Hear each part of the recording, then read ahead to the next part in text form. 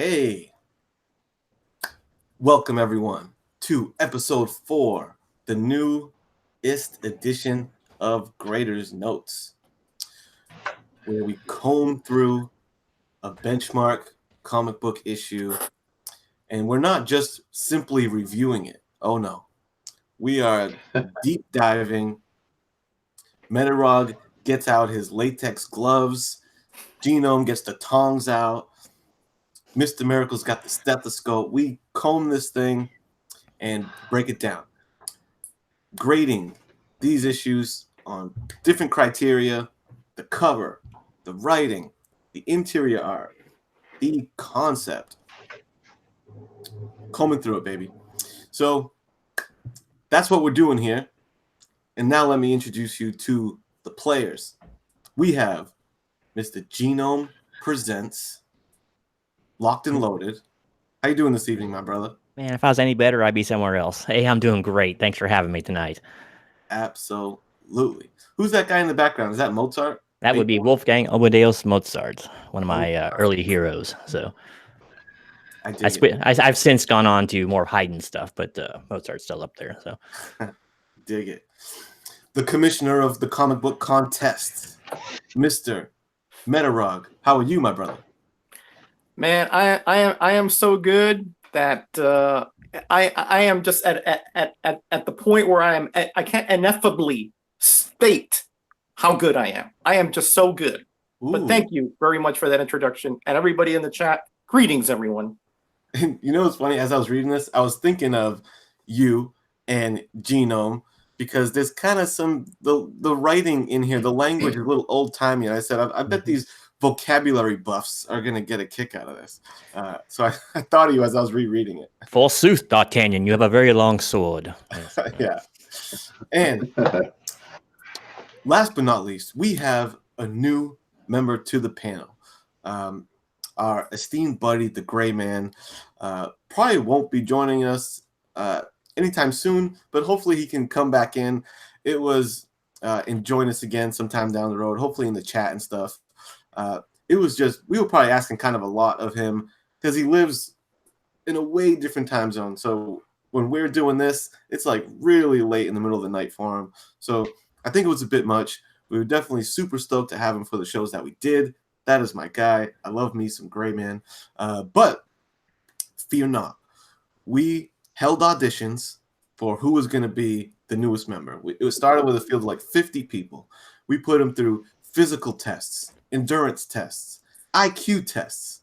And after we combed through all these participants, and they just kept dropping like flies till we came to one last man standing.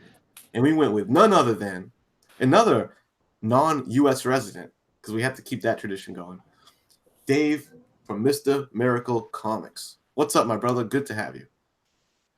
Good to be here. Thanks so much for having me on the show, guys.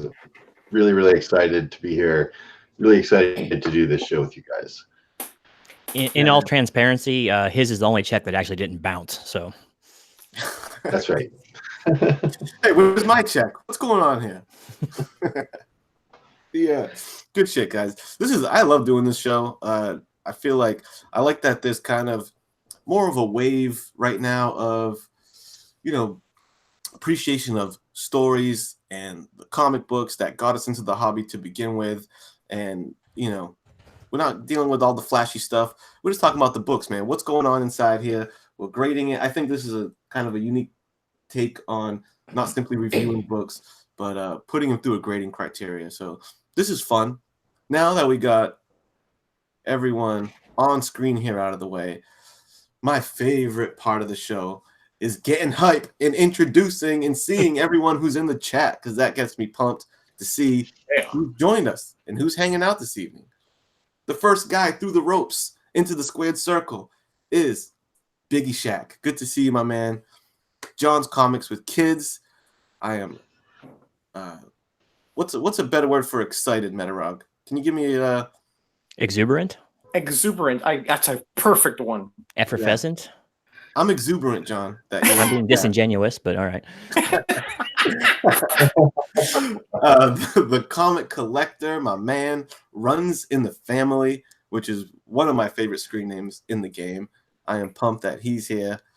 My man, Comic Books NYC, who just had a glorious video an hour or two back, unboxed and show off some amazing artwork, Golden Age slabs. When you're done watching this show, if you didn't catch it, check out NYC's video because I had a blast watching that. Perry's Comics, my man, he's another one of the hardest working men in show business. He's very active in the community. Yeah, one of my main Floridian guys over there, over in Hillsborough County. Love him. Hillsborough County. That's what I like to hear. Are there gators in that part of town, Metarog? There's gators in every part of Florida. There are gators everywhere in Florida. Yep. Wow. I'm from Orange to Seminole. They're in our retention ponds there. Yeah, up here in Massachusetts, we pretty much just deal with squirrels, pigeons, and sometimes turkeys. Turkeys? What kind of turkeys? I don't know, wild ones. Look around the panel. Metarog is greeting people in the chat. Lindsay's geeked out. Knickknacks, very happy to see you in the chat. My man Rod, just a Rican in the chat. Holy Toledo. Joe 47771 in the house. No relation to 007, but I suspect something's up there maybe. I'm not going to put him on blast. Boom. There we go. Thanks to everyone for joining us here. We got some graders notes to do here. There's a little tweak to the format, right? Do one of you guys want to explain the little tweak that we've done to the format as far as timing and whatnot? Well, I can if you want to, Kenny. Essentially, what we're going to do is, sometimes because we are so exuberant, because we are so effervescent, because we are so dedicated, we are prone to a little bit of, extended play. So what we have done with the permission of our originator, Genome Presents, is instituted a dynamic which will limit our somewhat our verbosity to a little more succinctness. And that will be a 3-minute timer per category. So sound like you just swallowed a dictionary. So what will happen is after every category, and if you're not familiar, we judge the comic or this issue on 5 basic categories: concept, cover art, interior art, story, and overall. So each of us will have a 3-minute limit. Within reason, we can go over for a little bitty bit, but not too much, because we don't want you fine folks to not see all the great live streams here on YouTube. So bear with us. We're trying this new dynamic. We're going to try to stick to our times, Kenny.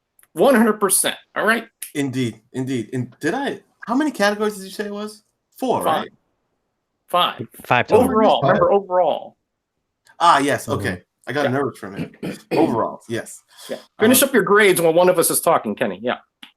Yeah, and when we are approaching that 3 minutes, we're gonna give the person like a 20-second heads up so they can, prepare to wrap up. And when that 20 seconds comes near, we will hear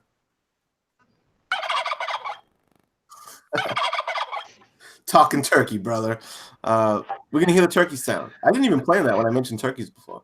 The turkey sound is going to let us know to wrap up talking that turkey, and you got 20 seconds left to wrap up.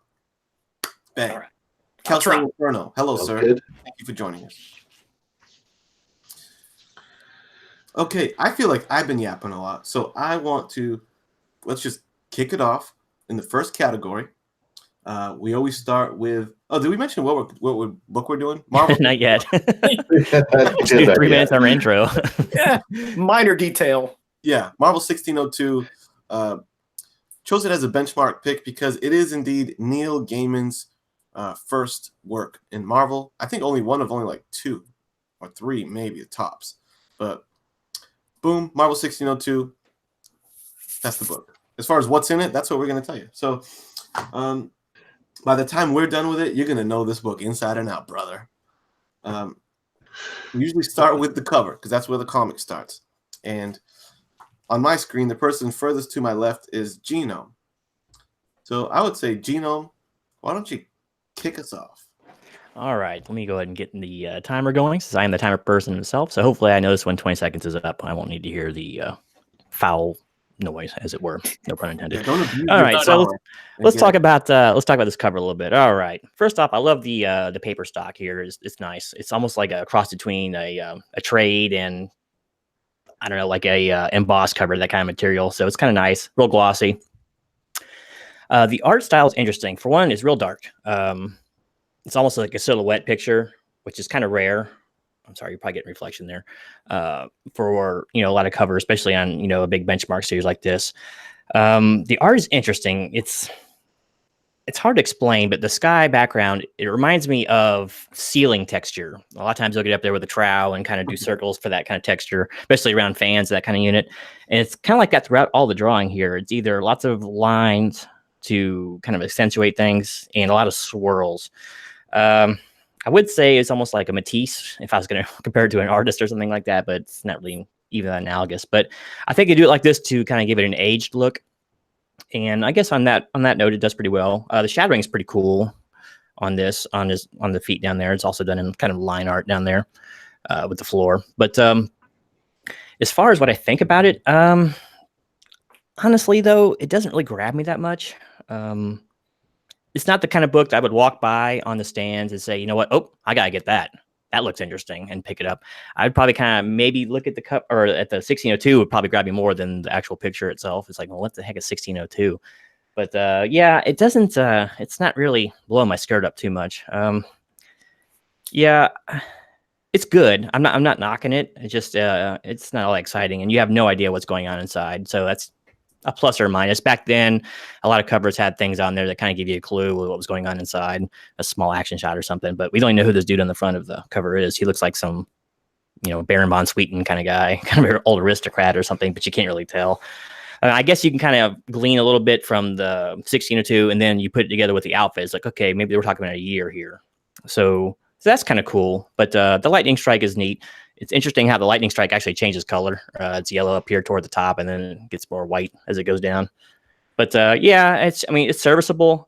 I just maybe if he's holding a dagger or something, or maybe if they show like a little bit of color at his fingertips, like he's Doctor Strange or something, because these are Marvel characters, whatever, that are in there. So just transport it back, but we'll get more on that later. So yeah, it's okay. I don't think it's anything too stupendous. I went ahead and gave it a 3. Serviceable, but nothing too extraordinary. Gave it a trace. I respect that, Gino. Good assessment. Next up in the queue, Mr. Metarock. Well, thank you, Kenny. Well, I have a little bit of a different spin than my esteemed colleague, Mr. Genome there. When I first look at this, and I have the trade paperback, but inside is the cover, which is just like this with some slight modifications. There's some extra verbiage here. When I look at this, I see an incredible throwback work of art to the Renaissance period, Da Vinci, Michelangelo, the giants of that era. And look at the textured kind of look of the cover. If you notice, there's almost like a swirl to the way that this is more of an etching than it is a picture, a painted picture. It is almost like there was something taken off and then put back on, rather than just put on the first time out. And it has such really classical little pieces from that era. Look at the scroll here going through the 1602. Again, very period appropriate. The fact that this figure is so mysterious and so weird in the foreground, so dark, tells you that that's a portent of the story to come. That there is a storm coming. That there is an event that is going to be cataclysmic in nature. This is not how the Renaissance tries to transmit this information to us. To me, this is a work of art, a high order. I'm not sure who did this etching, but it's a throwback to the period. So well done, so retro in that respect, and the fact that the actual procedure for making the cover was so different than anything I've seen Marvel do before. To me, because of all the above, and because of the subtle hints in that lightning and in that figure that has his back to us, which is again, it means there's something bad coming here. And the darkness in the background, those pillowing clouds that are just dark, just a little bit of light coming from behind that building. And of course, we have the castle over here. Again, you're in 17th century England here or thereabouts. I give this a very strong grade, 4.5 all the way. 4.5. High praise from High Mr. praise indeed. Metarog. Very well done analysis, as always. Next up to the plate, we have Mr. Dave, Mr. Miracle. What do you think of this cover, Hey guys? What do I think of this cover? Yeah. So I hear you guys mentioning some stuff. This is obviously a cover, like an art style swipe from Van Gogh, right? This is very much a Van Gogh background. Van Gogh was an artist around the time of 1602. He would have been not very well known at the time, but I can see why the artist that did this cover was a gentleman named Scott McCowan. And I had to look up Scott McCowan because I was like, who? Right? Never heard of this guy. And he's a real snooty kind of artist, to be honest with you. He does a lot of stuff for like New Yorker magazine, and he does play posters for the Shakespeare Festival and all this stuff. So it's not a comic book artist's take on something. This is very much like a literary artist, a more fine arts kind of artist taking a look at a comic book cover. And I think he misses the mark with what comic book fans really should hit for a cover. It's very dark. I know that kind of reflects a little bit of the interior, but it's so dark, and with this turn behind him, it becomes just a bunch of dark shapes, which is really something that a fine artist is doing. He's trying to create meaning through the negative spaces, and just like Roger said, he's foreshadowing stuff like something dark is coming and blah blah blah. You got to market these books to 13, 14, 15-year-olds, not just highfalutin guys, right? Like, so I think he really misses the idea behind a comic book cover. It should be brighter. It should be telling me more about superheroes that are inside here. If I'm looking at this book on the shelf and I haven't read anything about what this book is about, I'm not thinking this is a superhero book. I'm thinking it's going to be some sort of, harken back to a history like comic, like a classic illustrated sort of, take on something. So I don't like the cover very much, right? I mean, it's not that it's not well done. It's not that Scott McCowan is a bad artist in any way. It's just inappropriate for a comic book. I think it misses the mark. I get the idea because of the time period of the comic book and the storyline on the inside that, yeah, maybe you'd want to have more of a fine arts look to the cover. And I think Neil Gaiman tends to kind of get a little bit that way too. Like he always wants to do something more avant-garde because he's Neil Gaiman, right? And he gets to do what he wants when he's offered a comic book. And I'm sure Marvel, told him, you get carte blanche with this. Okay, you get carte blanche with this comic book, Neil. It's your choice on artists and covers and stuff like that. But honestly, I think it misses the mark, and I gave it a 2.5. 2.5, right down the middle from Mr. Miracle. Also, great insight. Very well said.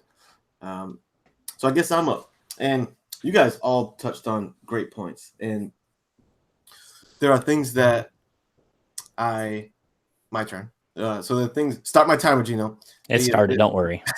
There are things that I appreciate very much about the cover, and then some things that I don't. So, yes, Scott McCowan is the artist on this cover, and Metarog made a good observation where he said it looks like it's etching, and That's right. This guy Scott McCowan, he used, because in the past I've looked up this guy, and he uses a technique called scratchboard, and that's how they get this etched look. I mean, this isn't literally scratchboard; it's a drawing, but it's to represent this old style of art called scratchboard, where you're engraving your image into a piece of wood, and then you apply paint on top of that, and it gives you this kind of look. So I love that, like, classic old style of art, that scratchboard style. That was really well done.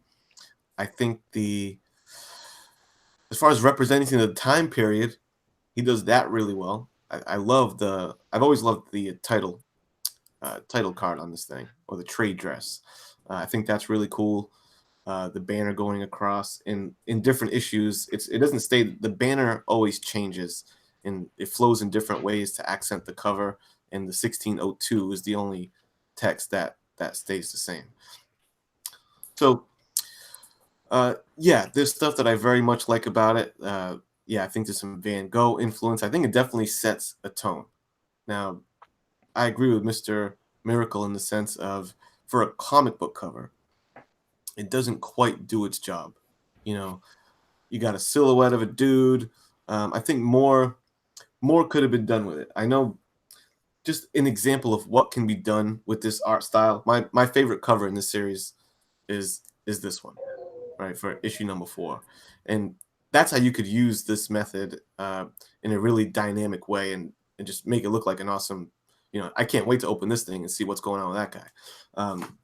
So when you're capable of doing stuff like that, for the first issue is when you really want to put your best foot forward to get people to open the book. And I feel like he didn't do that.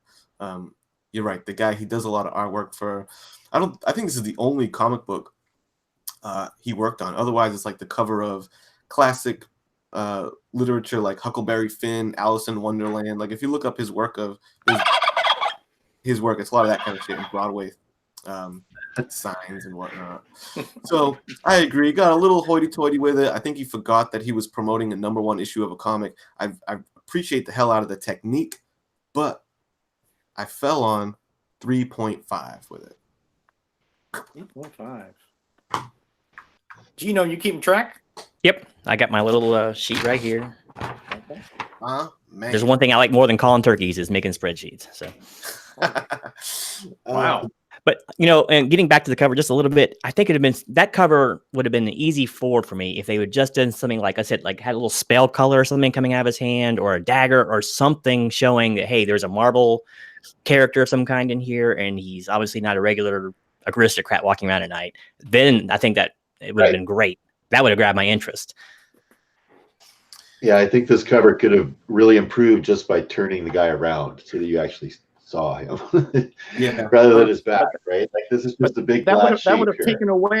taken away from it, because we're talking about the mystery. We're talking, that first issue is so much of a setup issue, but it gives you the portent that, boy, there's some bad stuff going on here. And to me, it did that very effectively. It gives you a sense of foreboding, does it, Roger? It sure does, Dave. It does.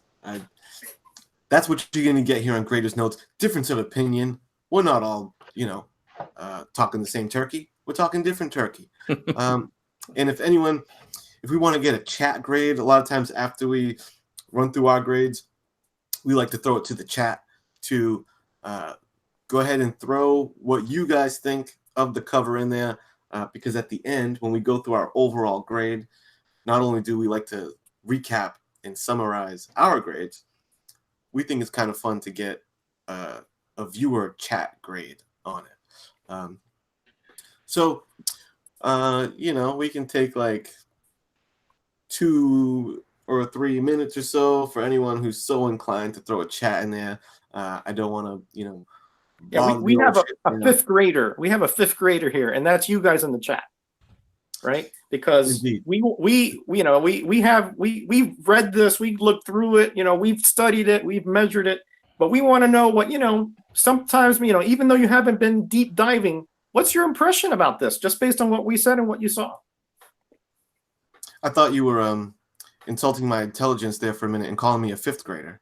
Yeah, I do. I was like, who's the fifth grader? I would never do that to Oh, like, hey, man. such a learned colleague such as yourself, sir. I'll have you know I made it all the way to 10th.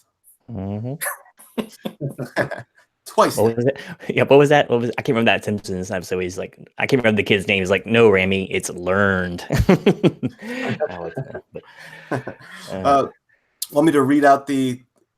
If someone wants to read them to me, I can get an average. Sure, I'll read them out to you. Okay, let me get my calculator on deck here. Okay.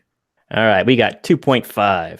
Can you say who made the grade 2 when you say Yeah, sure. Tuma Comics has 2.5. We got Joe 47, lots of sevens, 2.7. We got Big Kel from the UK coming in at 3. Highly a Comic Bro, another Florida bro, 3.5. Biggie Shack himself coming in 2.0. Look at that low number. Russ over RLMS. I always say that RLM. I have such a tongue twister. He comes in with a 4. Runs of the Family comes in with a 4. Comic Collector is 2.0. And Biggie Shack trying to vote twice. You have to move to Florida to do that. That's funny. Okay. Boom. So All right, have thanks, guys. an average. What we got for an average? Hold on. Get those 10th grade mathematical skills going. We have an average chat grade of 3. 3. All right. Pretty close to what we got going on. So the chat says 3. I say 3.5. Mr. Miracle gave it a 2.5. Metarog was very impressed with the ominous nature of this cover and gave it a 4.5. And Genome, you landed on a 3, yeah? 3. Because it does show promise. It does show promise. I'm just not real crazy about the execution. Absolutely. But it's solid. Bang. That cover. That's why we do this, because we all look at it from slightly different points of view, if you know what I mean. Mine being the most valid, of course. In your mind. Next up, let's dissect the writing. So we got Neil Gaiman, illustrious comic book writer for DC and Vertigo and all that, and of novels. Metarog, how do you think Neil Gaiman fared in his first Marvel outing with 1602? Well, Sir Kenny, as you know, this was your pick, and you made me all kinds. You had me in all kinds of knots and consternation, thinking that this may be some kind of comic which had passed me by. And as everybody may or may not know, I'm now officially ancient. So at that point, I was unsure whether I would be able to get into this. But you, sir, have hit a home run here. This issue, the first issue to me, right? I am a bit of a history buff. Let's just get that out of the way, right? And when I first saw the title, 1602, we're talking about Elizabethan, right at the end of the Elizabethan era, and the beginning of the rule of King James, previously the King of Scotland, now uniting England and Scotland. A very tumultuous time here in history. And boy, this has Neil Gaiman really blended. He amalgamated the superhero aspects, but not really super heroic. You can't look at it that way. You have to look at it as how beings would be able to act in this era. We're talking about 400 some years in the past now. And I believe he did a masterful job of amalgamating the historical aspects of the era with the pop culture that we know and love today. Some of the main characters that I will mention, Doctor Strange, he is the Queen's physician, and also, but is known to dabble in the arcane arts. Nick Fury is one of her main intelligence and protector, and he uses it's the same character, guys, but it's the situation that changes, and Gaiman really drops him in to this era pretty much flawlessly, especially Nick Fury. Such a great character here as he tries to protect his queen from all types of threats, internal and external. We have the mutants are in here, and they're used in a very, very poignant way to sort of show that at this time, anything that was out of the ordinary could be seen as witchcraft, and they are called witch breed. In fact, we got Peter Parker in here, doesn't have his powers, but again, Neil Gaiman uses him and his curiosity and his moral compass in a masterful way here. And he also has the historical references. He references the Bible, which King James is the one who actually initiated that the actual combination of all those books, and that's being used. And they reference the Catholic military, the Templars. Just a masterful amalgamation of both of these very disparate types of era and characters. To me, the only retraction I would put is that the first issue is a bit plotting and a little bit, just disjointed here and there. But overall, 4.5 all the way. 4.5 for Metarog. He was pleased with the overall outing of Neil Gaiman. Mr. Miracle, do you agree with that take? Yeah, for the most part, I really enjoyed the story. I thought that it's quite wordy. This book represents not only the first time Neil Gaiman did a Marvel comic, but kind of a return to comics for Neil Gaiman. And prior to this, he was writing novels. And if you've ever written any of his novels, they're quite character driven. There's quite a lot of dialogue between the characters. So I think this book kind of shows that kind of Neil Gaiman was still in that mindset, where he's writing a lot of character dialogue. Sometimes the word balloons will be bigger in the picture than the background. You know what I mean? Like it's almost the entire panel is word. So it is a very heady kind of wordy read, but very well written because Neil Gaiman is an excellent writer, and he really knows how to storytell, and he really knows how to tell a story through what characters are doing and what they're saying, which is why I think Sandman was so popular. And he did an excellent job here in this book, writing the characters, keeping everything sort of in that reality of what would be going on at that time, like Roger was saying, with witchcraft.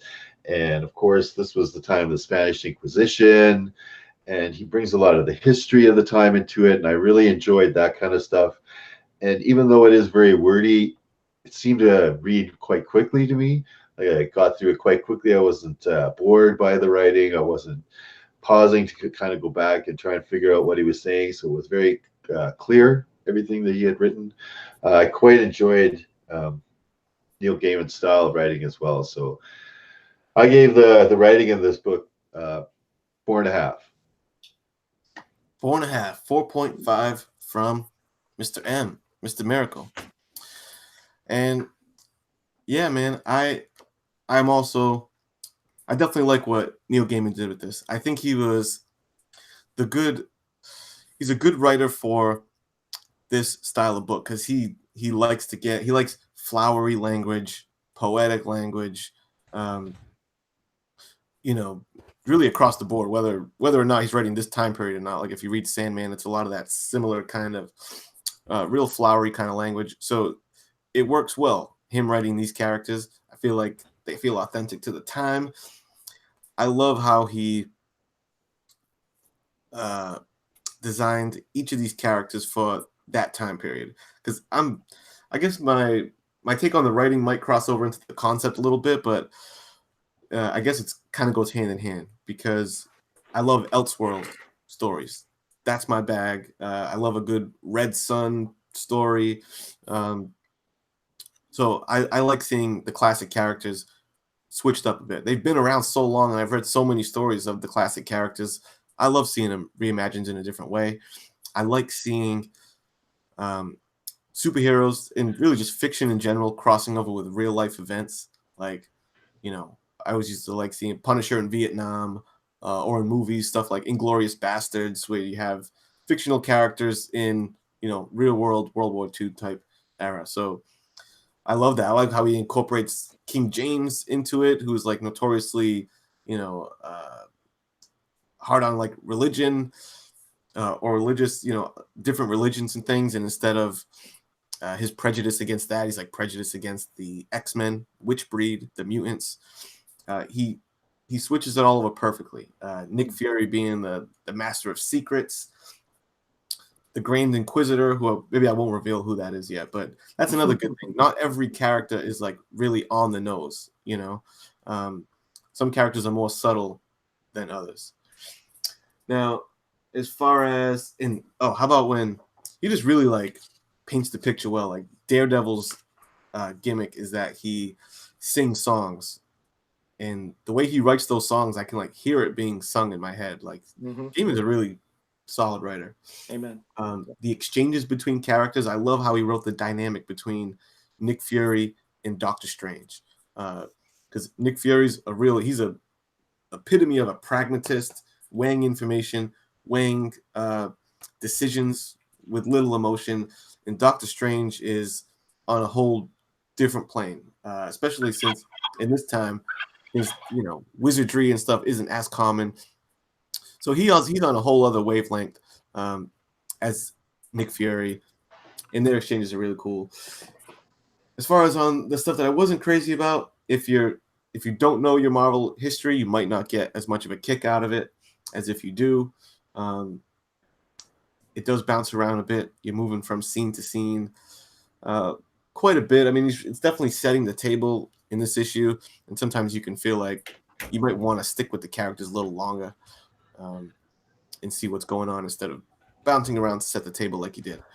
So, with all that being said, I also settled on 4.5 as well. Wow.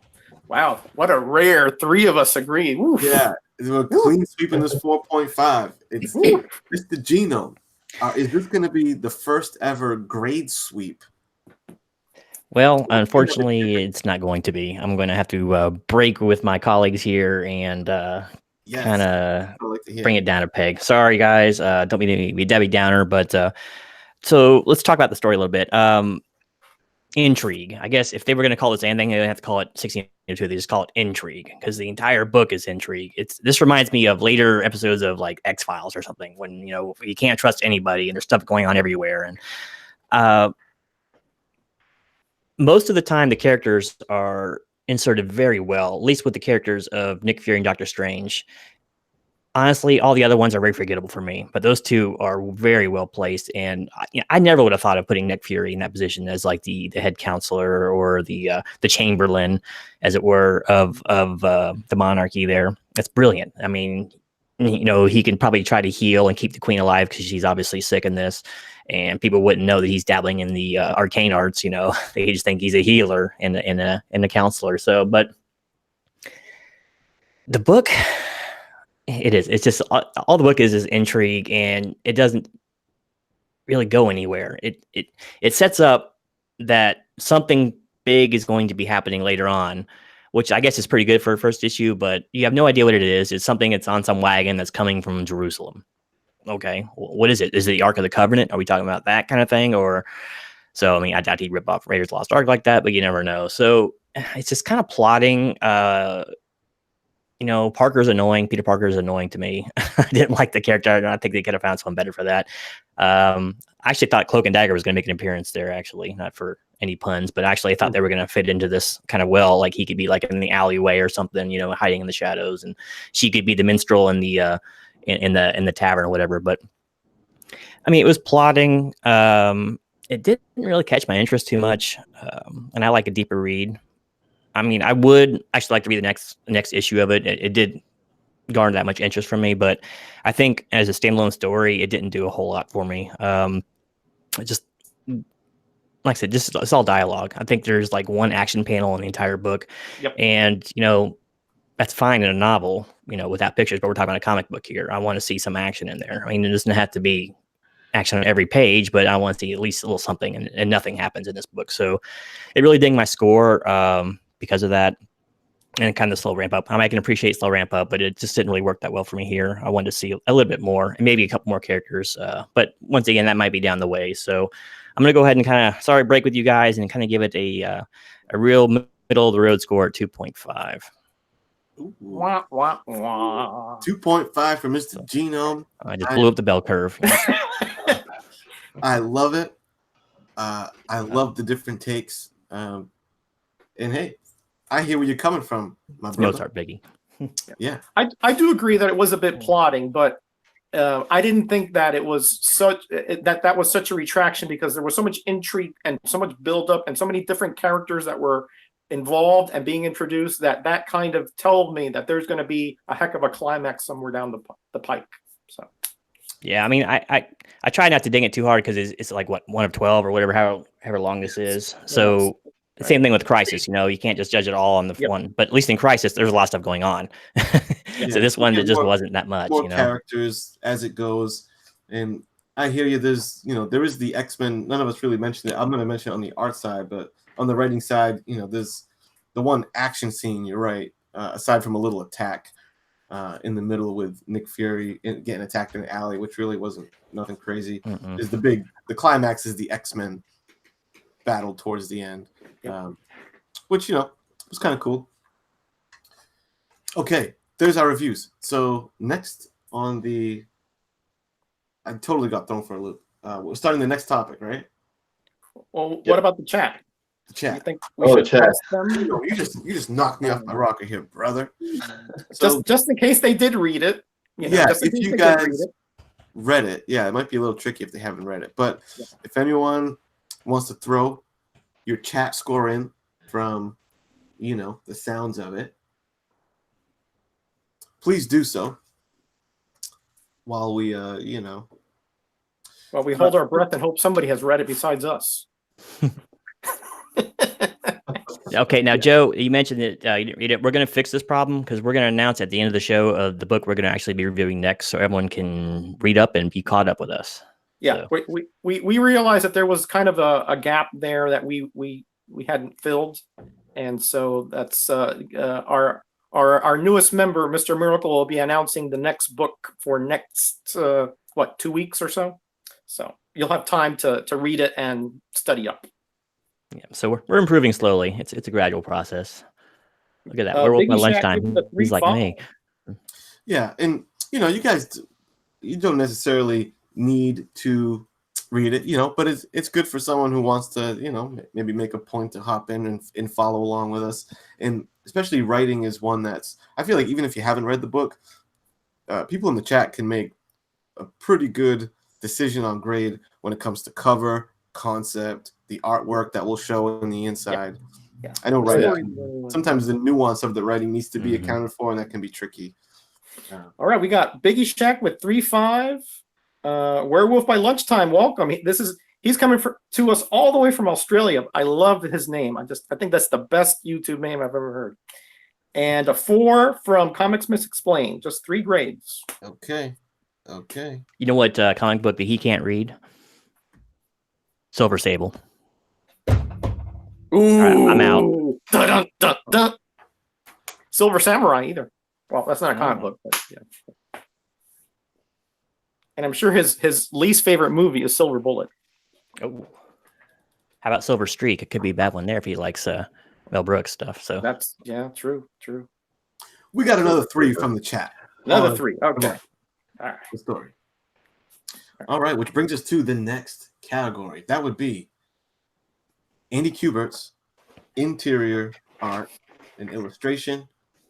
Starting off with my man, Mr. Miracle. How do you think he did with the artwork in this thing? So the interior art is actually really combined the 2 artists in this sort of style because, like you were mentioning, the scratchboard technique that was an old-timey technique. Here on the interior art, they actually use that technique. So Andy Kubert does the main pencils, and then they're put onto scratchboards, and the scratchboard technique was used by Richard, let me see this guys, Isanov. And so there's a removal of some of this material that kind of reveals the picture underneath, as well as the addition of paint to that scratched away stuff. Traditionally, you send it to the inker, but there's no inker involved in this process.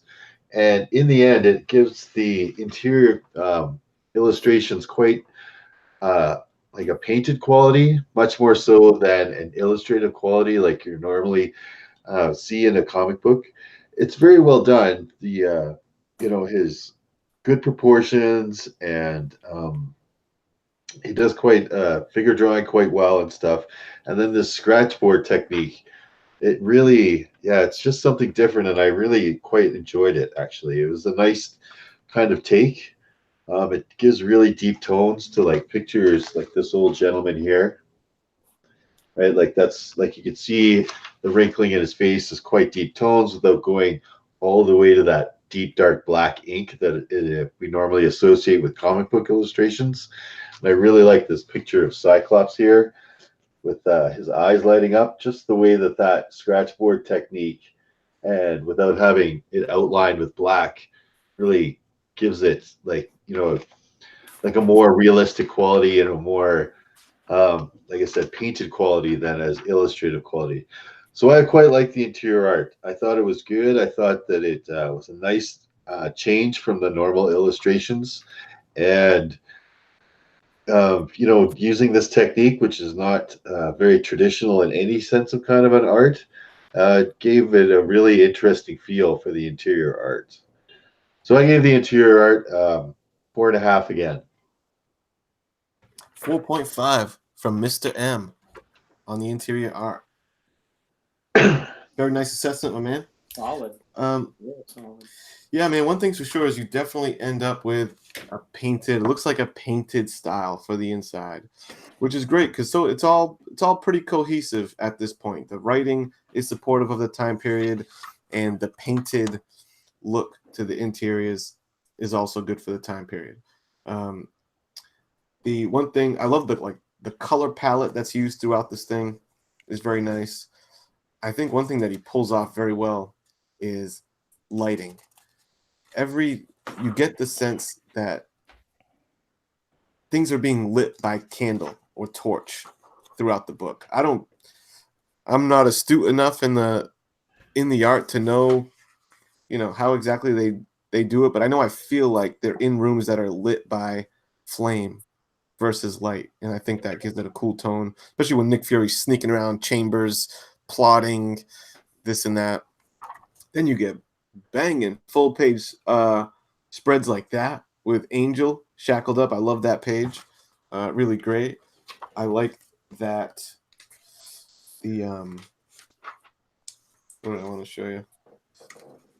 This Daredevil sequence is one of my favorite in the whole issue, where things go into this blue tone, and when they're having this exchange here in the shadows, in the dark, and the way he like illustrates his power of kind of like sonar radar that Daredevil has, kind of does these cool little effects near his head, which I think is cool. I also like that the border around the panels is black instead of white. I think that gives it a good look. On the negative side, I think there's some missed opportunities in one major thing.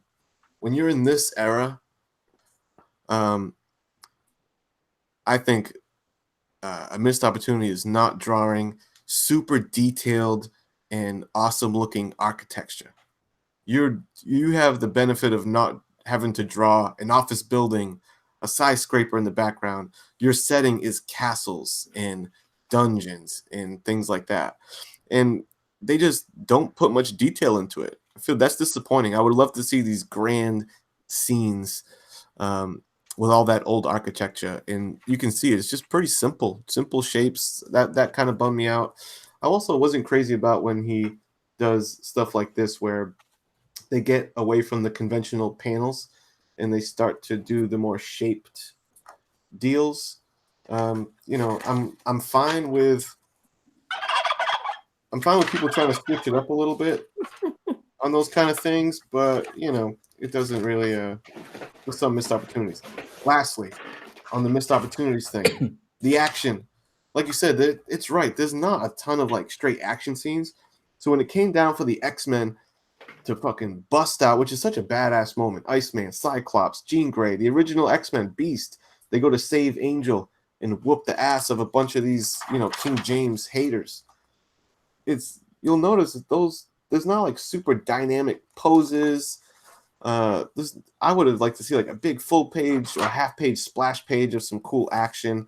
They play it real subtle, and I think with a book without much straight action to begin with, like that's the climactic action scene. What I'm turning through here, and none of those pages really probably strike you as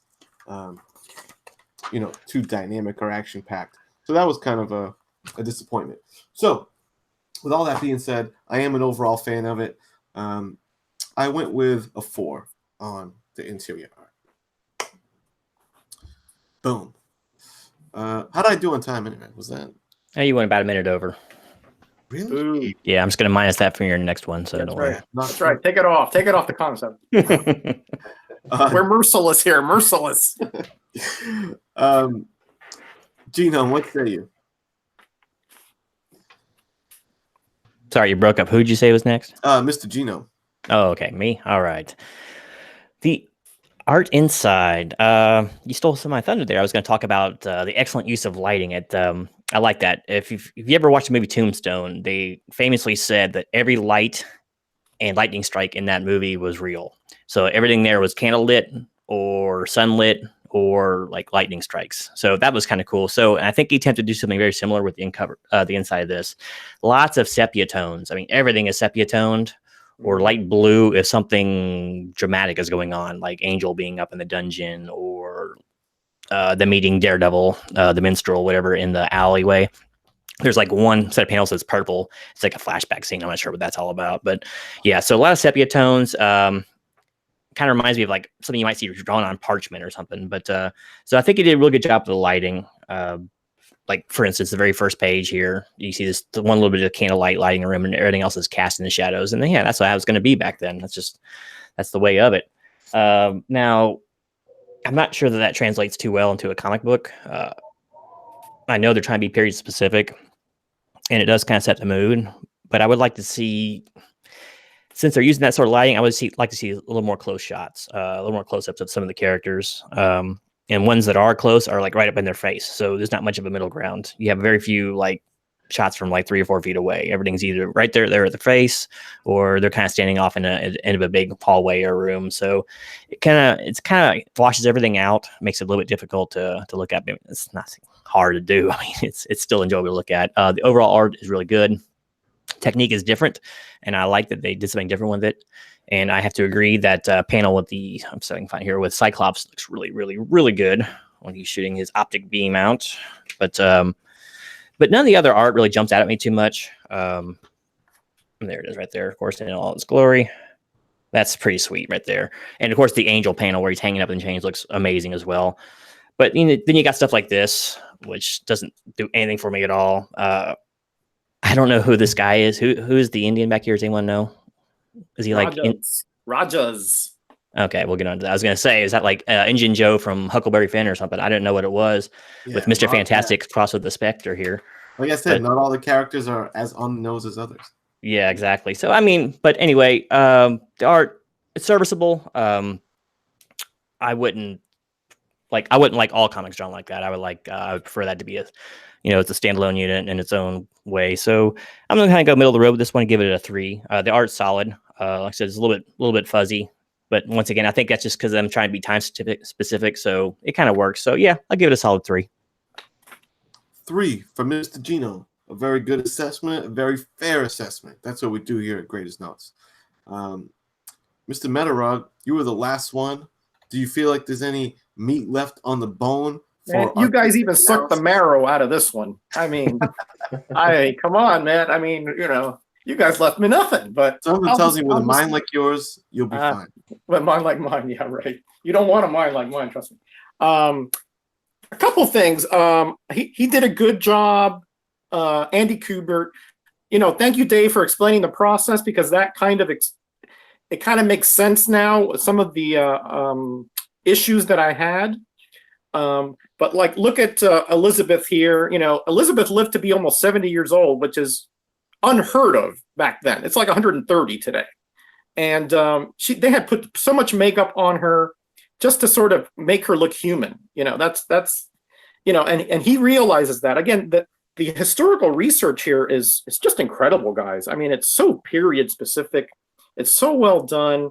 Look at the eye there, you know, kind of looking, peering. You know, she's obviously got pneumonia or something. There's blood coughing up on that handkerchief. You know, very well done, very well executed. I think some of the stuff is a little weird.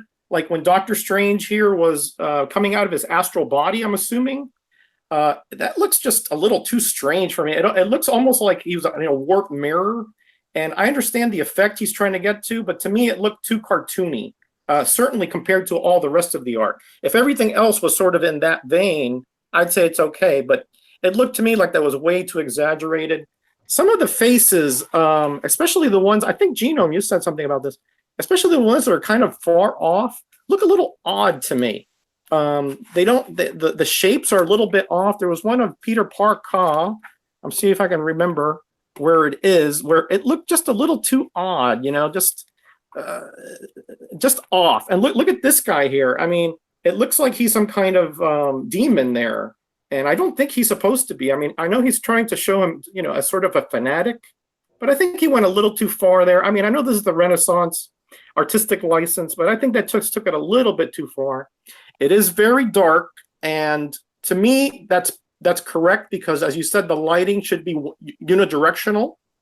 But you know, some of the parts are just so dark that it's hard to see any detail. So for the cover, I think it's okay. For the story, I need a little bit more sharpness to that story. I mean, to the art. But you know, some of these panels, like this face here, excellent. Look at the aged look, the floating head. But you know, again, you see his hand there, seen through the sandstorm. Really well done.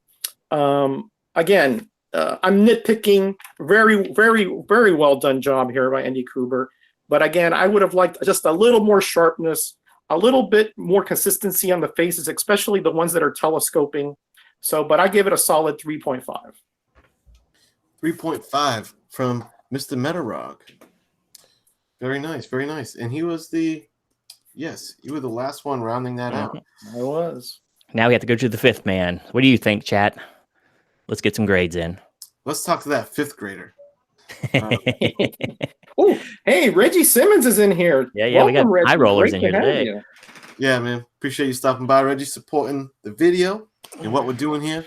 So, yeah, what say you guys? This one, the chat can probably weigh in a little more accurately on. We've shown you plenty of panels of what the guys were doing here. Who's got a grade for me? And we usually work in increments of 5.5. So, you know, we got a 3 from Joe.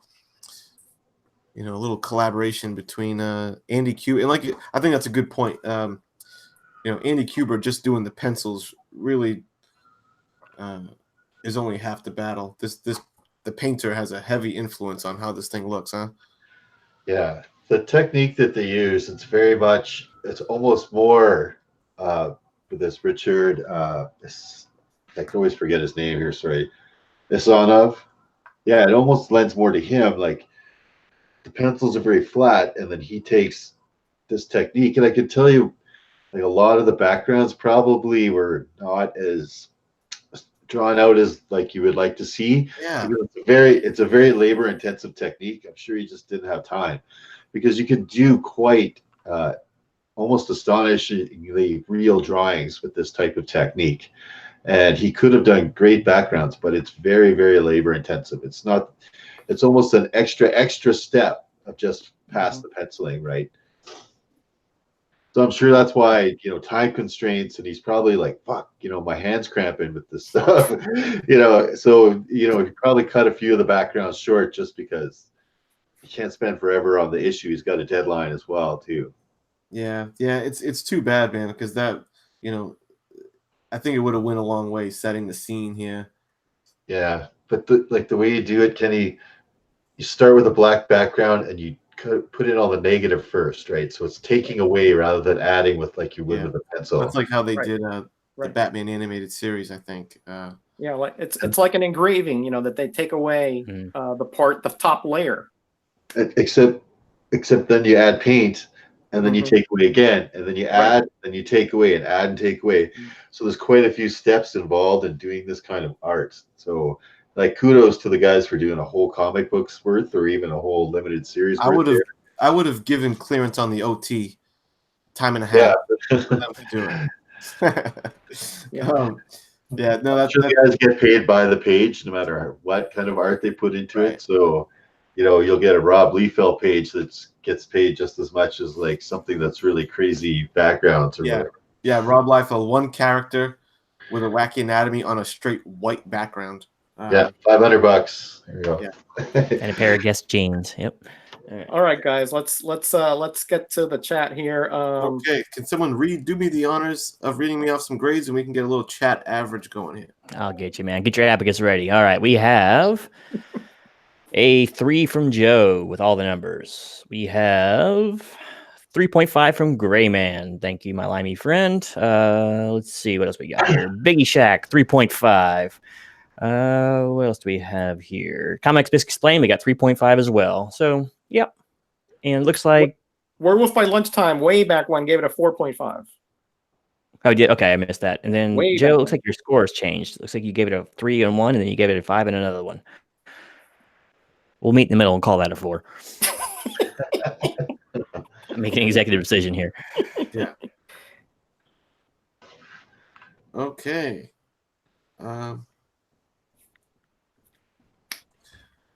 Well, I think that comes to about a 3. I messed up the calculation, and I don't want to have to run back through it. But I think we're consistently hitting at about a 3.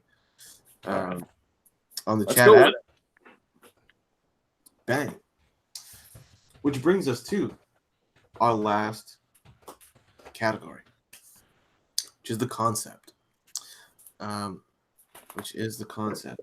Second last category. Yeah. Well, the last individual category, then we have an overall. yeah, fair enough. The fourth category is the concept, which I am first on. So All right. okay, the concept. Oh baby, I love me some Elseworlds. Like I said earlier, I'm a sucker for it. You know, Red Sun, Gotham by Gaslight, 1602. I like seeing characters that are established that I know well, imagined in a different way. I used to do it as a kid when I used to draw and doodle. I used to like to draw different versions, like a future version of Superman or this version of that military version of this character. So I just always like that. So beautiful. I remember reading something about why Gaiman went with this, because I think they pretty much gave him a blank check on, hey, do what you want. You know, they were courting him, I think. And this came out in 03. I'm sure they started working on it 02, right after 9/11. And Neil Gaiman made the decision of, he said, you know, I want to write something with, I don't want any big buildings. I don't want any skyscrapers. I don't want a war book, you know, something with like a real aggro, trying to fend off someone who's just trying to murder everyone and take over the world kind of thing. So that's what influenced him to bring us to this setting of the past. I think that's probably why there is a lot of intrigue and mystery and stuff like that. And it's not just a straight up, because even at the climax of the book, we're not building towards a war, you know. There's not a main evil dictator that they have to take down. So that's where, you know, keeping the time period in mind, where a lot of books were kind of leaning into the idea of terrorism and things like that in the comics, you know, I think Neil Gaiman made a decision to stay away from that. So I thought it was cool. I like the time period. I said before during the writing part, I like when you mix real history with fiction and you put fictional characters in the mix with that, that does it for me big time.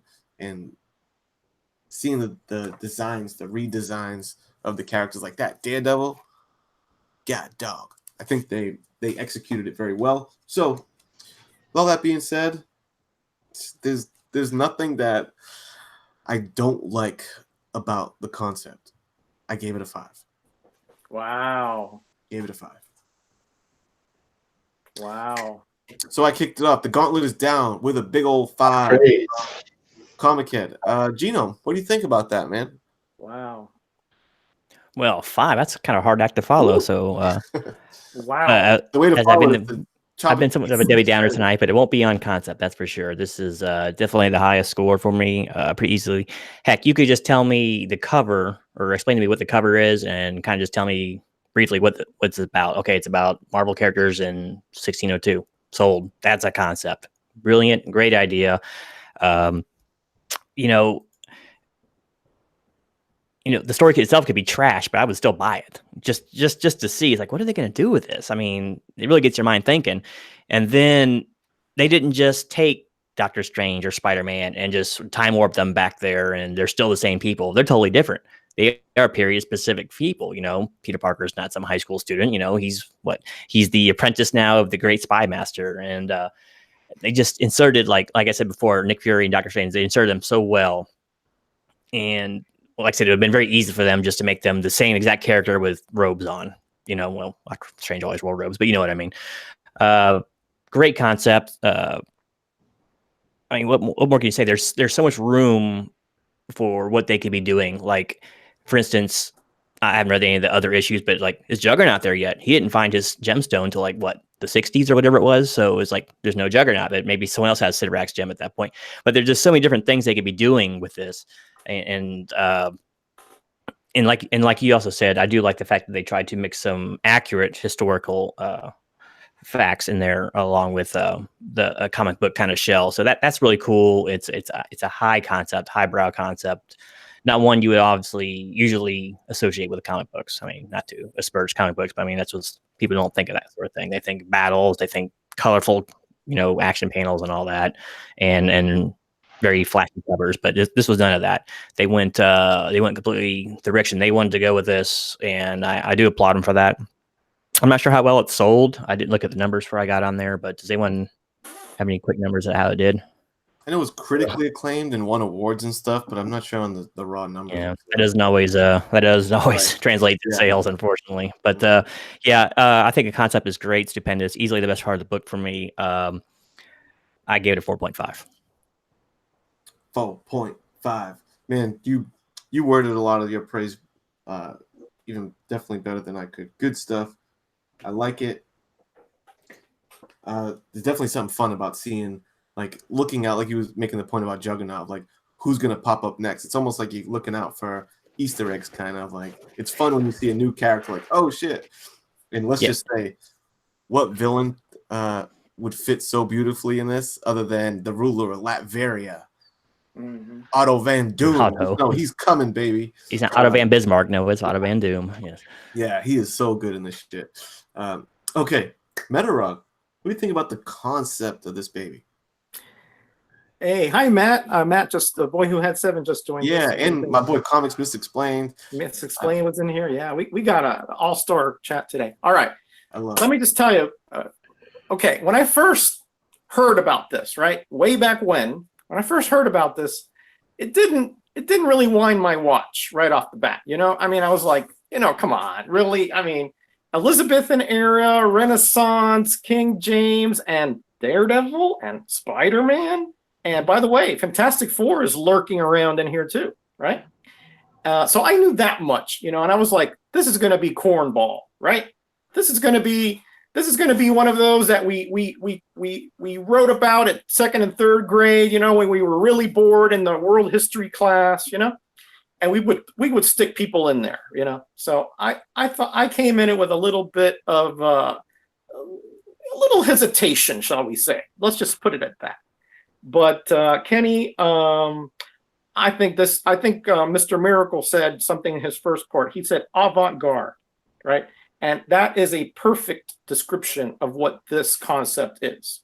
It is unusual, it is unique, and it works perfectly. Again, I don't know if anybody else but Neil Gaiman, Englishman, who didn't, I don't, I think he wrote Judge Dredd maybe or something, not a whole lot of superhero-ish stuff, So again, I was a little bit, apprehensive there.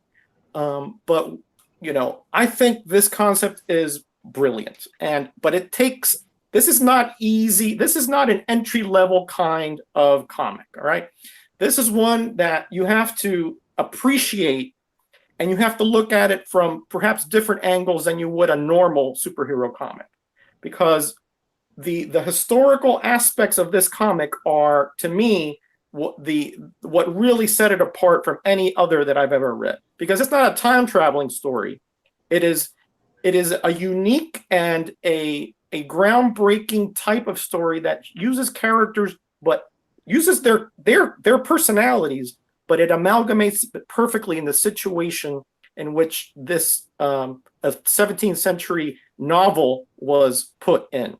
And to me, the only thing, and I am just super nitpicking here, is that some of the characters, like we were talking about Rajas, that the ones that came from the colonies, that part of it to me probably is unnecessary. They're trying to, I think the concept just based on England and the Inquisitions and King James and taking over the rule because Queen Elizabeth didn't have any children, that is intrigue enough for me. You know what I mean? You didn't really have to involve the colony aspect there. But that was part of the history of this time. So I understand why he did it. But again, excellent. The way that he just plugs and plays these superhero characters that we've known all our lives, keeps them true to who they are, but yet recreates them. It's almost a dichotomy, but it works.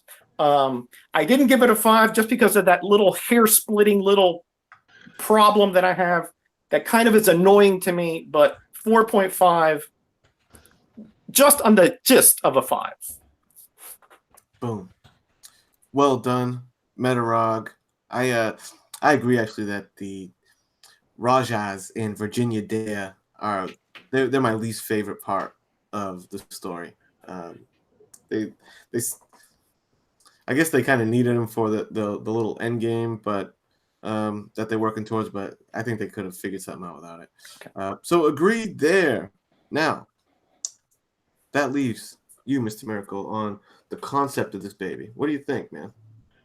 I really like the concept of it. Like what you were saying, where this book was kind of approached to Neil Gaiman right after 9/11. And I'm not sure if everybody in the chat remembers, what the kind of atmosphere in the world was at that time, like right post 9/11. Everything was about it, right? I mean, it was the biggest event in a lot of people's lifetimes. And for Neil to go back 417 years to 1602, and well, I guess 417 years from now, I guess 400 years from then, really smart play, because readers knew there wasn't going to be anything about, Iraq or 9/11 or politics of the time or anything, because this was way back when. And then I really liked that he took all these superheroes 400 years ago, kept their same personalities as they've always had in the regular comics, but kind of tweaked it to how that personality would play out in 400 years ago, right? The same people interacting with one another, Stephen Strange and Klee and Matt Murdock and Dick Fury and stuff. Concept wise, love it, absolutely love it. Unique, smart for the time period. Really, like I said, very unique was the part that I liked. By this time in comics, man, so much of everything has been done and done and done again and again. So to see such a nice, fresh take on something like 1602, and Neil Gaiman, I think, bullseye on the concept. And yeah, I gave it a 5, 100%, Wow. all the Nice. way. Well said, man. Yeah, just a fresh take. There was nothing like it on the stands at the time, I'm sure. So yeah, man, beautiful. And chat, if you got a grade that you want to throw at us, on just what do you think of the overall concept of coming out of the blue and totally pulling readers away from the superhero world that we were so used to picking up on every week when we went to the comic stands, and flash it back to 1602 and using Renaissance era looking art and just flipping the script, man. A bold move. I think it paid off, I'm sure one thing though is that I would imagine it's a book that is a love it or hate it type thing. Do you guys get that feeling that Yeah. this isn't Absolutely. really a universally loved Yep. kind of thing? Yeah, if Yeah, you're I don't- more of an action guy than more of an action guy than a plot guy, then this is not going to be the book for you. No. Like my 13-year-old me would not have enjoyed this book, honestly. I mean, I Right. like deep reads next to the next person, but I would not have gotten issue 2 probably. That's Yeah, just my that's why I said mentality. it's not an entry level type of story. Definitely, you need to have a modicum of patience, a little bit of historical knowledge, and a lot of shall we say moxie to sort of put up with it the way it is, because knowing that there's going to be a reward down the line here. I definitely wouldn't have liked this book when I was 15, right? Like I would have read this and been like, done. I'm not buying the next issue. Mhm. I didn't even see what the cover price was on this. What was it? And that's a fair point. And $350. this book- Wow. This book hit me right at the right time. Like, I read comics as a kid growing up, and then I left it for like most of my teens. And I told the story, my little origin story before of, it was like in my 20s, my early 20s, where I was working like a job or an overnight job where I could read a bunch. And that's when I dove back into comics. And at that time, I had an appetite for the adult stuff. That's when I started with Watchmen, Frank Miller's Dark Knight Returns. Especially at that age, I wanted to see what comics was about, not the kids stuff, Maybe I was feeling angsty at the time, but I wanted to see, a little bit more from my comics, and that's when I had seeked out and kind of found this one, and it hit me right at the right time when I was looking for that, it delivered. It stuck with me that this is what I was looking for. So you got to be in the mood for it, because there's sometimes when I just want to freaking.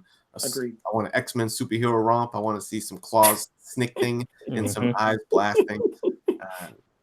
Well, I definitely am glad I got the trade paperback because I want to finish the series now. Me too. Right into it. I told Kenny tomorrow I'm binge reading this sucker. I can't wait. I can't wait. I still haven't finished that Suicide one I got. Only like 4 of them in.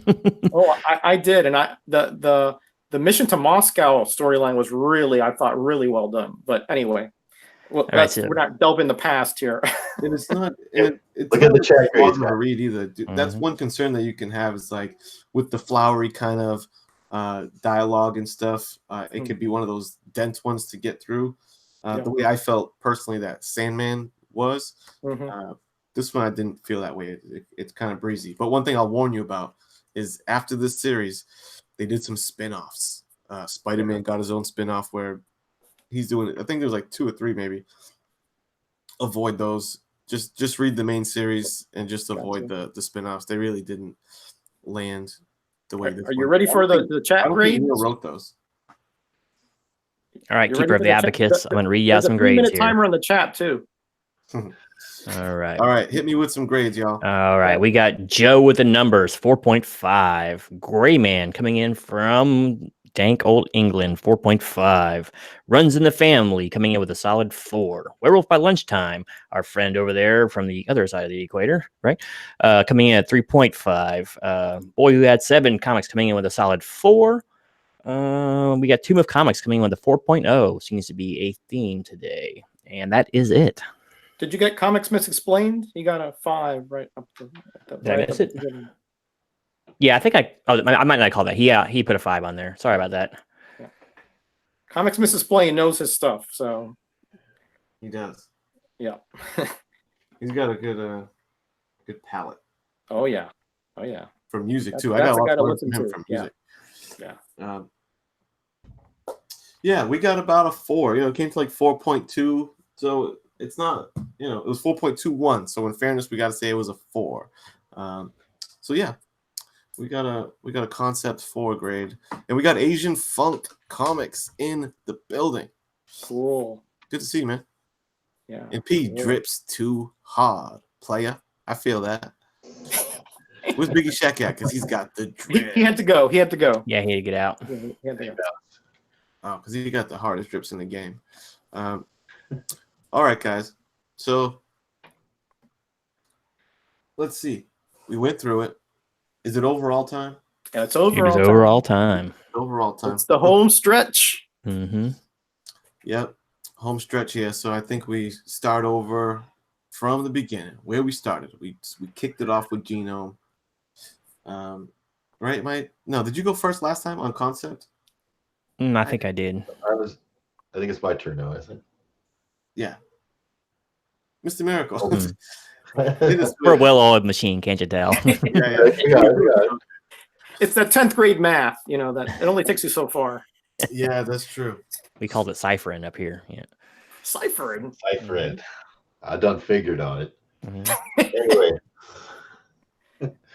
Overall. So overall, book really kind of, it ties itself together. Like I said, the cover didn't quite land with me, but it does tie in quite well with the whole concept of the book, right? So for like an overall grade, combining cover, the feel of the interior art, how it matches up with the story, Neil Gaiman's excellent character writing, the high concept that was very unique. So overall, I gave it a 4.5. Solid 4.5 from Mr. M, Mr. Miracle. Overall, bang. Let's Genome, what do you say? What do I say? Well, this book is probably a little more than just the sum of its parts, but I will keep the grade mostly in keeping with that.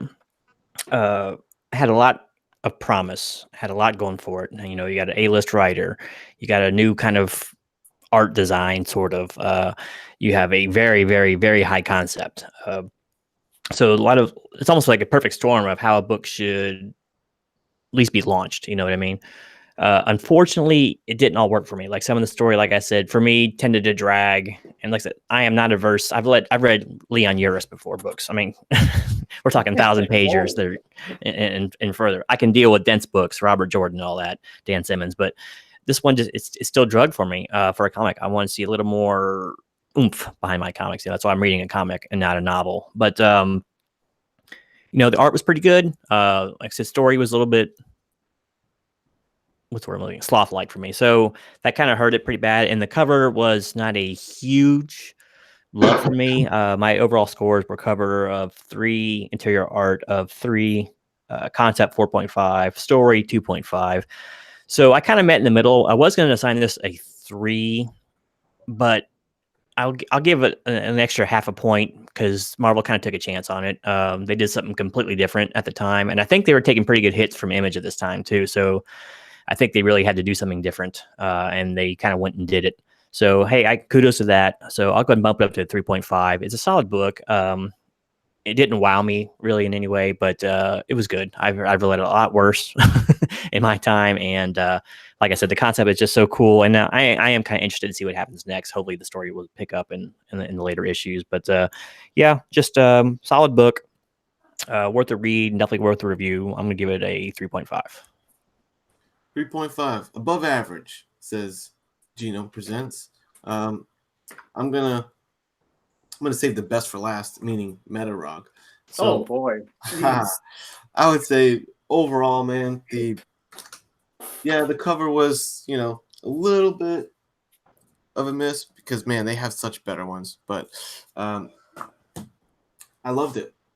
This was This is one of my favorites when I came back to reading and devouring through those trades. I wanted those adult themed kind of books, you know, and if that's where your head is at and you have an appetite for that and you want to get away from, you know, the classic beat 'em up superhero stuff, which I love, by the way, don't get me wrong. But if you're in that mood, this is the book that's going to do it. Fresh take. I love the way all the characters were designed. Beautiful. Well written. I said all the stuff in my old grades. You know where it's at. To go strictly mathematical in it, I gave the cover a 3.5. I gave the writing a 4.5. Interior art got a 4. And the concept was the piece de resistance, a 5, which was a total of 17. And if my 10th grade math skills are worth anything, when you divide 17 by 4, hold on, I fucked it up. You get It's like Richard Pryor has a math problem. Look at that. you get 4.25. But since we don't live in the world of quarters and 2.5s, man, I'm gonna round up to 4.5, and 1602 gets an overall 4.5 from me. Strong. Very strong grade, yeah, absolutely. Strong. What do you say, man, Rock? What do you think, man? What's the overall scope? Well, gentlemen, let's start right from the front here. The cover art. I think I was the one who thought this was the most appropriate for this story. And again, I didn't know what to expect. As I told Comic Head 84, I had never read this before. I've only heard, scuttlebutt here and there. So when I first saw this cover, I was like, I like it. I like what it represents, especially once you meld it with the story that continues inside. So I thought that was high level 4.5. The story itself, off the charts good. Very shocked. To me, I was engaged. I was waiting to see what the next character in the Marvel Universe, how they would be used, how they would be interjected into the story. I thought it was very well done. You know, Daredevil as a minstrel, Doctor Strange as a physician / kind of a mystical aspect, and of course Nick Fury as the intelligence, as the protector, as the shield, as he called it. Again, there were so many references to modern Marvels. Excellently done. 4.5. Interior art, that was the lowest grade, just because I thought that, you know, there was just it needed a little bit more detail here and there, and Comic 84 made some good points about the architecture being a little bit substandard, not really being that used to the fullest of its effect, but solid, well done, you know, very, very well. As far as the way that the art conveys the story was very well done. The lighting, very well done. 3.5. Concept off the charts good. Risk taking here, but paid off big time. Nothing like it. A total of Elseworlds what if, but just, you know, and historical fiction all wrapped up into one. An incredible synergistic novel, but graphic novel, just excellent. Just a few little things that bothered me. Put it at a 4.5. What am I missing something here? No, that's it. Overall, 4.5 all the way. 4.5. Strong grade for Metarog. He was happy with it. Let me recap those overall grades. It was a 4.5 for me. It was a 4.5 for Metarog. I think that's where you landed too, yeah, Miracle? Yes. Yeah, that's right. 4.5. Gino, where did you land on again? 3.5? I came in at 3.5, a full point lower. All right. Like, so the concept of what they were doing at the time and the pressure they were under to start moving copy again kind of bumped up another half point. I was going to put this as a 3, but they went and took a big chance, and I'm sure they dropped a lot of money into this project too. So, hey, I give them kudos for that. So, yeah, man. The moral of the story is, if you haven't read 1602, it's good shit, man. It's definitely outside the box. It's a fresh book. Bueno, as far as the Graders Notes crew is concerned. So, yeah, man. good job, everybody. I always enjoy seeing you guys dissect the books. We want to now give you guys a heads up on the next book that we're going to do. That way, if you guys choose to, read that bad boy ahead of time, you can follow along a little more, which would be, which would make things cool. And the next book was chosen by our newest panel member, Mr. Miracle. And what is that book, Mr. M? Okay, so I wanted to pick a book that probably a lot more people have just already read, right? It's a lot more famous issue than 1602. Not that, like, this was a great issue to pick because it's so different, but next time we're going back to the 80s. We're going back to the mid 80s, and we're going to pick Secret Wars #1. Oh, yeah. right. So this book, I believe, is from 1986. Is that right? Or am I missing it? No, I thought it was 83 or so. That must be 83, yeah. Was it 83? One of those 83, books. 84, somewhere in there. Let me look at the indicia here, Dave, but I think it's 84. Yeah. Oh, 84. Metarog's right. He hit it. 84. I was around then. 84, May of 84. Yes, I was right. Anyway, I'm sure that people, the chat's going to be a lot more familiar with this book. It's one of the most famous series there is out there ever put out by Marvel. One of their most popular ones that was ever put out by Marvel. And I'm really excited to review it. You don't see a lot of reviews for this one, and yeah, it's going to be fun. Oh yeah, because I know of Secret Wars. I've never read Secret Wars, so yeah. Wow. You didn't tell me that. Okay, friends off, buddy. Yeah. Friends off. So I can't wait. I can't wait to read You're in that for story. a treat with the pre-retcon Beyonder. That's something. Yeah, I know the deal, but yeah, I've never went through the issues, so definitely looking forward to that. Genome and Metarog, you've both read the series? Mm-hmm. I have inhaled this series, sir. Read it is an understatement. Nice. Well, I'm excited to be the newcomer to that. I'm trying to find the whole. Like I said, I was telling these guys earlier, I just got sniped out of trying to find the whole lot of them because I know I'm not just going to want to read the first issue. And that one's hard to find in a trade. I don't even know if there's a trade out there. There's a trade. There should be. There's a trade? Yeah, Is there a trade for it? Yeah. I don't know. I've never seen it, but I'm sure there has to be. Has to be. Oh yeah, there's a trade for sure. A lot of people don't know this too, is there was actually a spin-off series of Secret Wars that was the Thing series that he had, I think, 40 some odd issues or something like that.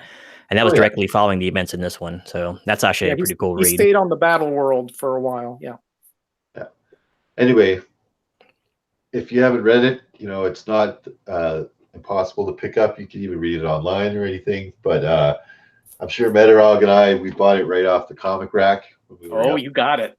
You got it, baby. I was there first day. Oh, I remember seeing this on the spinner rack, being like, "What?" and just like losing it. Oh man, you kidding me?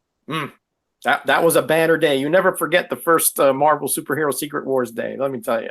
Yeah. Sure. Bang. Anyways, yeah, brother. in a couple weeks. Yeah, great pick. We will be back in 2 weeks. So not next Thursday, the Thursday after that. We're gonna spend these Or the Friday. or in this case, or the Friday. Or the Friday, right? Because you know how life happens. You will be notified, ahead of time. Stay tuned. Hopefully you're subbed up to the four of us. In the description, I put these three gentlemen's link to their pages in there. So if you're not subbed to them, just scroll on down to the description box of this video and jump on in. I think, and perhaps, Mr. Miracle, if you like, you can host the episode of Graded Notes on your channel. I don't know how you feel about that. I feel great about that. I certainly can host it on my channel. All right. Good. Right. So yeah, we I usually love traveling to other countries. Yeah, come up here to Calgary. Yeah. Word up. So everyone, make sure you're subbed up to Mr. Miracle so that you can, it can pop up on your radar that the Graders Note Squad is rolling up to Calgary, the Mr. Miracle's channel. We're going to spend the next 2 weeks probing Secret Wars, going through it page by page, analyzing. Any parting words for the chat, Gino? Anything coming up? Well, I mean, I can't really top you on the whole probing thing since we were talking about X-Files earlier, but yeah, I appreciate everyone swinging in. It's been fun. This is fun. I love this series so much because it gives me a chance to read stuff that I missed because I was out of the game for a long time, and all these cool concepts came and went, and I was nowhere to be seen. So I love getting on with you guys every 2 weeks and just getting out there, interacting with the chat a little bit, reading some good issues, and it never ceases to amaze me the different perspective people have on the same thing. This is a very concrete, static thing. It's like you have this, everyone has the same book in front of them, and how every person finds something a little bit different, and whether they like or dislike it. I love that format. So, and just really enjoy getting out there with you guys. So that's enough effusive praise, I think. But yeah, just make sure everyone out there. Do you think you will finish are you inclined to finish the series? Maybe in trade. Maybe I'll pick it up in trade if I can find a decent price on it. But you just got the single issue? Yeah, I just bought the first issue of it. Oh god, that's what I did. I probably should have just went for the trade, but I figured I was like, yeah, this might be worth actually having in the collection anyway. Metarog gets these crazy Eddie deals. I know.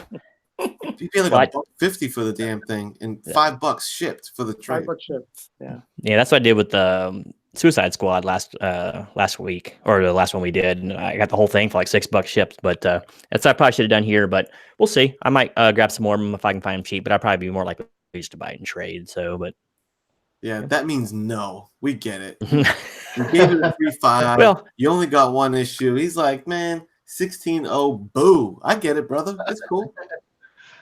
When you get to be an adult, you got to be mindful of your money. Yeah, I got family and lots of bills to pay. So you the man, Mozart back there likes to eat well. So what's anything coming up on your channel you want to let the people know about? Yeah, actually, let's see. Like a week or so ago, I had an interview with published author Stuart Jaffe. He's also done some comic work apparently in the past. I didn't know this. He might have some more in the future, so check that out. It's about an hour-long interview. Pretty cool stuff, I think. I have an interview lined up with a crocodile biologist in Australia, actually, Dr. Adam Britton. He's been on some National Geographic shows, so this is part of my special interest series that I run. Should be interviewing him in the next week or so. What else do I got going on? And I still have to go over these Garth Ennis Punisher run that was sent to me. I promised Unruly Simeon that I do a little dissertation of one of those, the Wolverine versus Punisher one. So I got done reading them and just got to get out there and actually shoot the video to do it. But other than that, just standard. Who knows what I'm going to do next? But that's kind of three of the bigger things I think I have coming down the pipe. You heard it here first. All you Florida boys on this comic YouTube, you want to talk Gators? You jump onto Genome's channel. I think that's Crocs in Australia, by the way. No, crocodilians. Just say that, and it just covers everything. Yeah. Crocodiles in Australia. Yeah, sorry for the clickbait. These aren't gators. These are crocodiles. This is bullshit. Metarug, A, will you be? Are you inclined to finish the series? And B, what's coming up on your channel that if you want people to know about? This series is being devoured this weekend. 100%, no doubt about it. Tomorrow, I think my wife is going to go do her nails or whatever. So I got a couple hours there. It's going down. It's going down. It's going down. It's going down the gullet, right? So yeah, it's definitely. As I told you, Kenny, I only read the first issue because I didn't want to taint. My geriatric brain only has so many terabytes in there at this point. So I just wanted to read the first one and not, sort of mix it up with anything later on. But that's going down for sure. What was the second part of your question? Because again, the terabytes were gone and I didn't internalize it. Second question was, since you have a very reputable and well-loved YouTube channel of your own, I was just wondering if you wanted to let the people know about any potential content coming up that you want to let them know about. Couple things. On Tuesday, I'm finishing up my Marvel Value Stamp series. It was a 6-part series. And what I'm doing is I'm taking some of the stamps that I thought were mistakes, and I am replacing them with what I thought would be better choices. So it may be a little controversial, since I am essentially telling Marvel that they made a mistake here and there. But it's just something that I have always thought of. That there are some stamps which are substandard. As always, Monday nights I'm on Bub's No Faces chat, and we have a blast there, just like we have here. And I'm also going to do, of course, my contest roundup every Thursday, but every Tuesday I plan to have a special video. I'm going to be reviewing some lesser known aspects of Bronze Age comics, and I have about I don't know, maybe 7 or 8 episodes already in the pike there. So that's what I'm up to. The stamps that should have been, says Gray Man. I like that. Awesome, good stuff, brother. Mr. Miracle, I forget. Had you read this before? I'd never even heard of this before. Uh-huh. So I was really glad you turned me on to this one, Kenny, because I definitely am going to finish it. Right? I grabbed the trade paperback so I could finish it off. I grabbed the first issue as well. But yeah, after reading that, I was like, man, I want to finish this. So I ended up grabbing the trade paperback, and yeah. Cool. So that's a will finish from Mr. Miracle. So that's a good sign for a #1 issue. I think it did its job then. And Mr. Miracle also has a very spicy channel of his own, my opinion. Spicy channel. Very spicy. Mm-hmm. In my opinion, the best content for if you like your speculation, if you like your undervalued books. Mr. Miracle does it the way I like it. Speculation is a little overhyped, especially with like every book that comes out on New Comic Book Day. Everyone wants to spec on these books that haven't even been put through the test of time yet. They're not even released yet, and everyone's specking all over them. The real spec, the real magic happens back in the Bronze Age, back in the Silver Age. Those, for you spec guys out there, don't worry about New Comic Book Day. That's not what you want to spec. You want to spec the gems in the Bronze Age, the Silver Age. So the man with the plan who's going to let you know what you need to look for in that era is Dave, Mr. Miracle. And what kind of content do you have coming up for the people in the near future? Some more undervalued picks, I hope? Of course, we'll definitely be having some more undervalued videos coming up. I'm going to kind of take a look at a few concepts, like again with my first videos, taking a look at the undervaluedness of origin stories, that kind of stuff, as well as just straight up undervalued picks. My videos always drop every Wednesday, right? It's usually or as long as I can keep up with my personal schedule, they'll drop always on Wednesday. And yeah, upcoming, we'll have another video upcoming on this Wednesday, and every Wednesday continuing. Boom. Can't wait. If everyone here, you got to make sure you're subbed up to Mr. Miracle. Again, his link's in the description here. And as far as myself, man, stay tuned for your boy Comic Head. I'll be up to some stuff. I think Monday I'm on the Comic Core channel, going to continue the Story Core show with White Whale, Chad, and Smurf. We're going to continue reviewing Why the Last Man. Nice. I'm going to be hanging out with Tony Sanders, my boy, the Tone, the great one. We're going to be talking about What's Your Grail. Spoiler alert, that might make an appearance. We might talk about that book a little bit. Yeah. I think it's on Thursday, but it might be next. Ooh, I hope it's not next Thursday because that's Graders Notes Day. I think it's this Thursday. Anyway, stay tuned on that. And also stay tuned. I'm kind of in a live streaming mood. I might even show up a little later this evening. It might be a little chat Royal Rumble. So anyone in the chat here or guys on the panel, I might have some chat Royal Rumble later this evening. So come and hang out. I appreciate your time with us here tonight.